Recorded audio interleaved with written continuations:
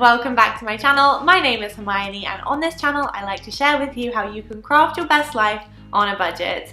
Today's video is so exciting because it's something I've been wanting to share with you for ages, and that is the progress on my master bedroom. I've actually done a full makeover on this room and I'm going to show you today. Well, actually I'm going to split it into two parts because there's a lot of stuff to cover and it's going to take some time. So in today's video I'm going to be showing you all of the bigger DIYs and the furniture upcycles and that kind of thing, and in the next video that will be out really soon will be all of the styling, the DIYs and just the finishing touches. So without further ado, I think it's about time that we jump right in and I share with you the makeover of this bedroom.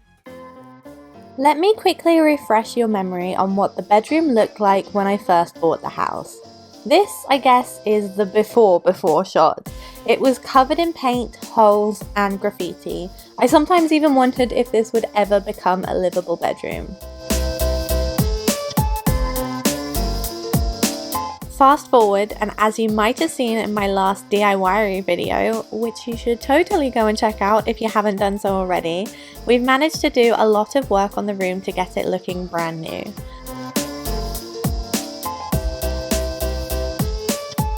After all of that, this is what the room looked like as a blank canvas.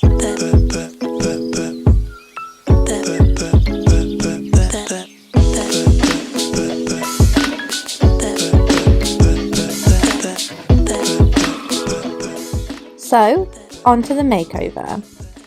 We were very kindly gifted loads of old furniture, however it needed a little DIYing to get it looking a bit more Pinterest worthy.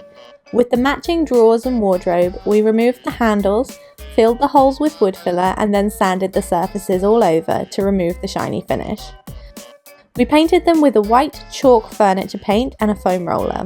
This took a really long time and many coats. If you want more information on upcycling furniture, I'm planning on doing a whole video all about it very soon.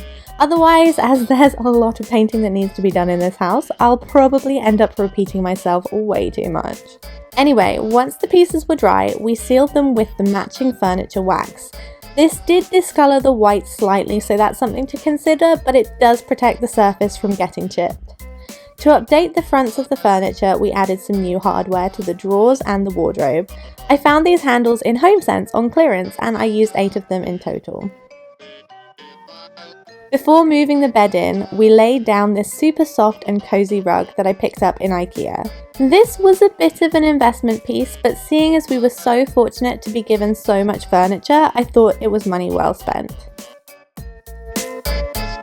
Next, we moved the bed frame in and pieced it together, which was a bit of a mission. Once that was in place, we added a divan to cover the box, and then it was time to unbox our new mattress. We were so lucky that Casper gifted us this amazing new mattress, as I've been wanting to try one of these for ages. It was so convenient and it came wrapped up really tightly in the box, and it was delivered straight to the door, which meant that we didn't have to struggle to fit a massive king-size mattress in the back of my car. This mattress is so comfortable. It's both firm and soft and fluffy like a cloud, which is just the perfect combination for a mattress. I'm really excited to have a good night's sleep on this thing. I'm just a bit worried that I might not want to wake up in the morning. Also, something that I really like I've just noticed is that it has a zip on the top that goes around the mattress, so you can take the mattress topper off. I think this would be really good in case you spilled something on it or it got dirty. You can probably just clean it very easily, which is going to make it last a lot longer than a regular mattress. Now, if you'll excuse me, I'm going to procrastinate finishing off this room and just enjoy the mattress for a while. One eternity later. Now that we have a bed in place, it's about time that we added a headboard, but of course, this one is a DIY. The story starts back in the fabric store. I was looking through the rolls of fabric when I found this beautiful, thick, neutral stripe fabric. I knew I wanted to make something out of it, and I was in desperate need of a headboard, so, well, I mean, you know where this is going. If you want to follow along at home, this is what you'll need to make a king-size headboard. Just adjust the lengths to fit a different size bed if you need to. For the fabric and wadding, I added 10 inches to either side just to be safe. I started by covering the MDF board in wadding and trimming it to size, ensuring that there would be enough to comfortably wrap around and pin at the back. I flipped the board and the wadding over and then started stapling it into place on the back with a staple gun. With the wadding, you'll want to pull it taut but not too tight or it might rip. Oh, by the way, please excuse the stains on the carpet. This carpet is older than me. Anyway, at the corners, I cut the excess at a diagonal and then I just stapled the excess down. I repeated this for all 4 corners and then it was time to add the fabric.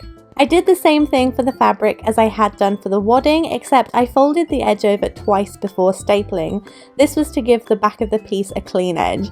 You can totally skip this step, I was just being really pedantic. Once I had completed one end, I moved to the opposite end just to ensure that I could pull the fabric taut enough to avoid getting bumps. As for the corners, I just wrapped them neatly as if they were a Christmas present and then stapled those in place too.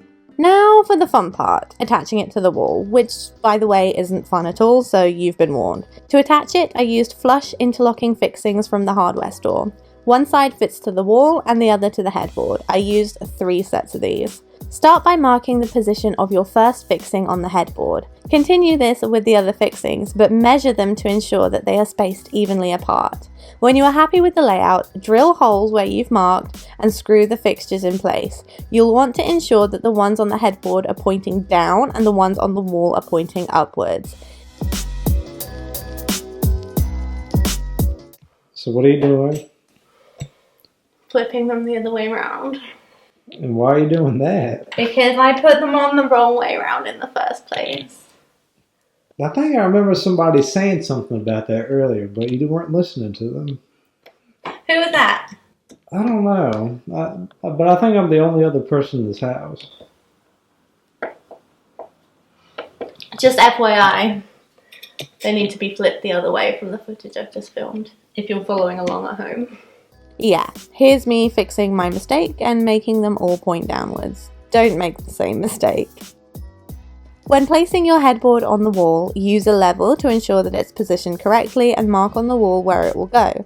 This is so that you don't end up forgetting and then having to remeasure it again and again until you finally finish fixing it to the wall. Measure the distance between the fixtures on the back of the headboard and mark these measurements on your wall. Take your time with this, it is really tedious, but trust me, you will want to get it done right the first time. Drill holes for your fixtures, add wall plugs to the holes. These will secure the screws that you use, giving it a firmer hold. Then just screw the fixings in place, and when you're ready, drop your headboard in, and voila! Only an hour and 1 or 2 squabbles between me and Ben later, and we managed to fix the headboard to the wall. With the new headboard in place, it only felt right to dress the bed. We fluffed up the new duvet and pillows and covered them with this duvet set that I found a while ago in a charity shop for only £5. I added an array of my favourite throw pillows and then just used this Anthropologie table runner at the bottom of the bed, and I've just repurposed it as a bed runner instead. The bed looked a little bit strange on its own, so I brought over my bedside tables. I changed the hardware on these to give it a more simple and modern look that matched the lamp bases. It's really amazing how much of a difference it makes just changing the handles on a dresser drawer. We added these to the sides of the bed, plus the lamps, and afterwards, of course, I had to hang up a tasseled wall hanging above the bed because what else would I put up there? There was still one small area in the room that needed a piece of furniture, and that was under the window. We added this tiled vanity table that I made last summer. It used to look like this, and now it looks more like this.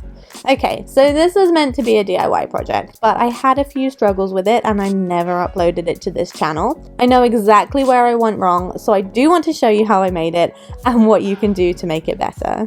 This was an old table that I had in my university room. I previously distressed it and it was looking a little bit sad.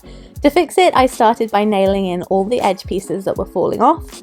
After this, I sanded the entire table and painted the underside of it with a white spray paint. If I were to do this again, I would probably have used a chalk furniture paint, but it's held up alright. I found these beautiful tiles on sale for £1 each. I asked my uncle to cut them to size for me so that I could use them to tile the tabletop. I used a 2-in-1 grout and adhesive to attach and seal the tiles. Now, the entire process went well at the time, but I knew this project was risky as I was attaching the tiles to an old, uneven wood surface. If you try this at home, I would recommend using a flexible tile adhesive or adhering your tiles to a flat piece of plywood or MDF, then attaching this to the tabletop to ensure a uniform surface that's not likely to shift in the future. Anyway, I adhered all the tiles and I grouted them. They set nicely, but after a few weeks there was a little bit of movement and I did have to re-grout the tiles at the back, once again because of the wonky surface. They're not 100% flat, but I knew the risk I was taking and I take full responsibility for my sloppy DIY job. I wanted to share this with you despite the fail because the project itself isn't super difficult to do and it makes for a really fun upcycling project. Just heed my warnings if you try it at home and hopefully you'll do a better job than me. So, with the table in place, this is what the room is starting to look like.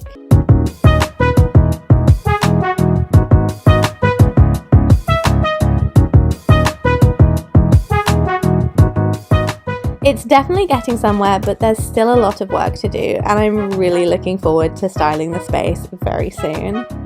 That is all the DIYing and the making over I can show you today. Stick around to see what happens in part 2, where I'll have all of the little DIYs and the styling coming up really soon. So don't forget to subscribe and hit that notification bell if you haven't done so already, so you can stay up to date with my videos. And with all of that being said, that is everything. So I will see you in my next one. Have a great week and goodbye.